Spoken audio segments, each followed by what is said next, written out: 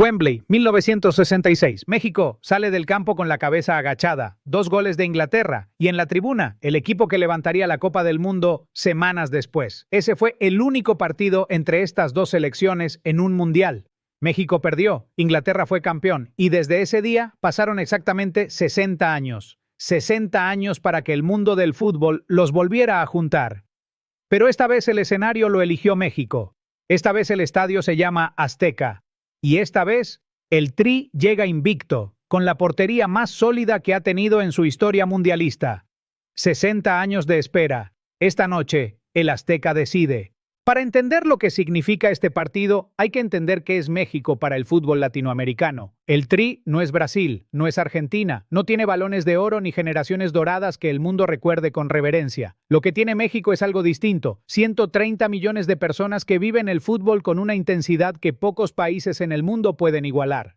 El Azteca no es solo un estadio, es el lugar donde nació la mano de Dios, donde Pelé y Maradona escribieron algunas de sus páginas más grandes, y donde México, hasta hoy, nunca ha protagonizado su propia epopeya mundialista. Javier Aguirre construyó este grupo con paciencia y disciplina, sin estrellas que brillen solos, con 11 jugadores que creen en algo colectivo, y llegaron aquí sin perder un solo partido, sin recibir un solo gol. Eso no es suerte, eso es trabajo. Hablemos de los datos, porque en este caso los datos no solo respaldan la emoción, la superan. México terminó su grupo como líder absoluto, 3 partidos, 3 victorias, 6 goles anotados, 0 recibidos, 9 puntos. Primero del grupo A por encima de Sudáfrica, Corea del Sur y Chequia. Luego, en octavos de repesca, derrotaron a Ecuador 2-0. 4 partidos, 4 victorias, 8 goles a favor, 0 en contra. Y lo que más me llama la atención es esto. Esos 8 goles los marcaron 5 jugadores distintos.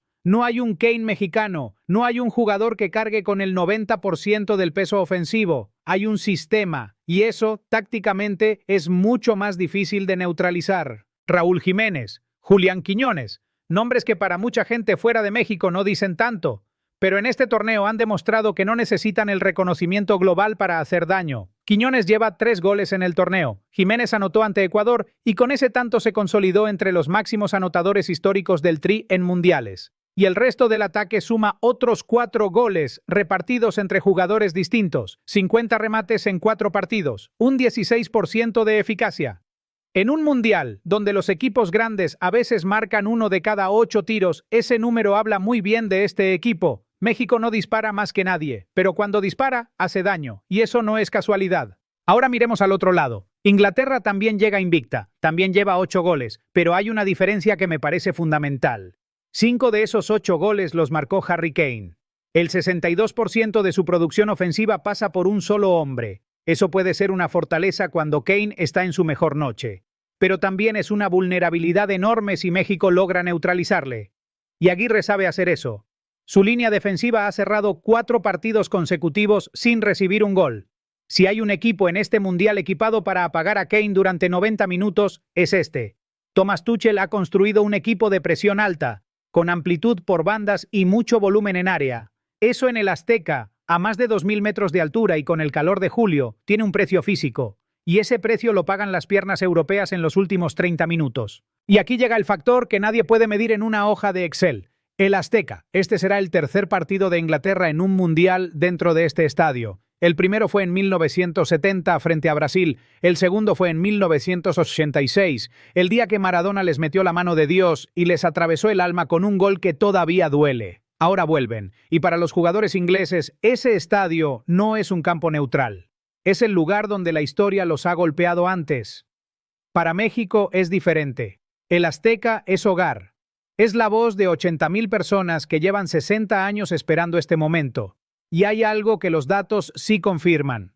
En partidos oficiales en territorio mexicano, el Tri nunca ha perdido contra Inglaterra. 2 victorias, un empate, eso no es narrativa romántica, son resultados. Pero hay una sombra que no podemos ignorar.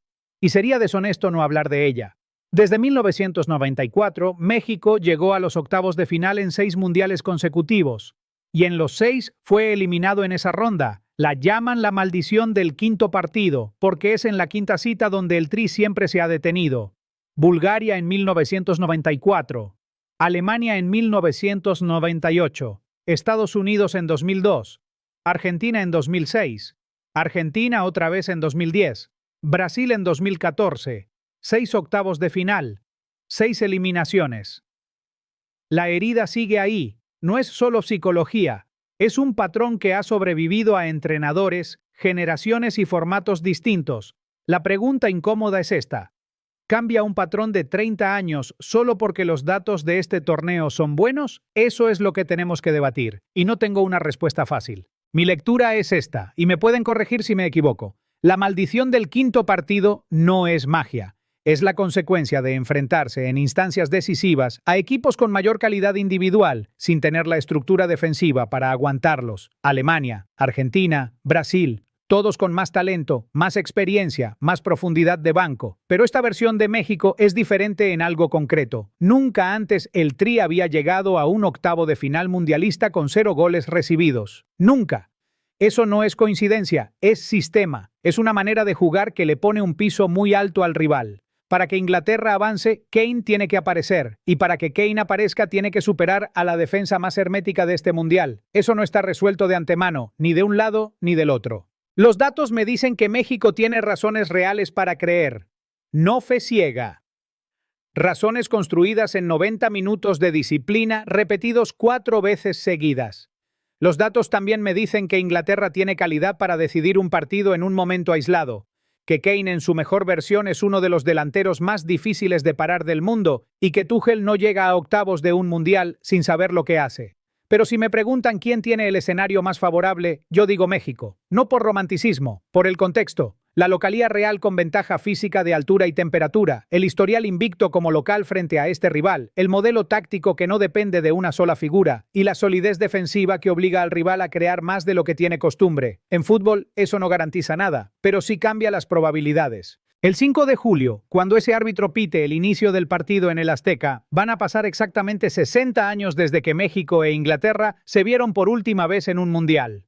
En Wembley, con el peso de visitante y la derrota, esta noche es diferente. El estadio es mexicano, el calor es mexicano, el rugido de 80,000 personas es mexicano, y el equipo que sale a la cancha lleva 4 partidos demostrando que puede jugar al fútbol del más alto nivel sin ceder un centímetro atrás. Si hay una noche para romper el muro de los octavos, es esta, para que el Azteca sea por fin el escenario de la gran epopeya del Tri, para que esos jugadores lloren de alegría y no de frustración. No porque lo diga el romanticismo, sino porque los datos dicen que esta vez México lo ha ganado antes de salir al campo. Eso es todo mi análisis. 3 ideas para cerrar. México llega con el mejor argumento estadístico de su historia mundialista. Inglaterra es un rival de élite con una dependencia ofensiva que puede ser su punto débil. Y el Azteca, en esta noche específica, no es solo ventaja deportiva, son 60 años de deuda histórica convertidos en combustible.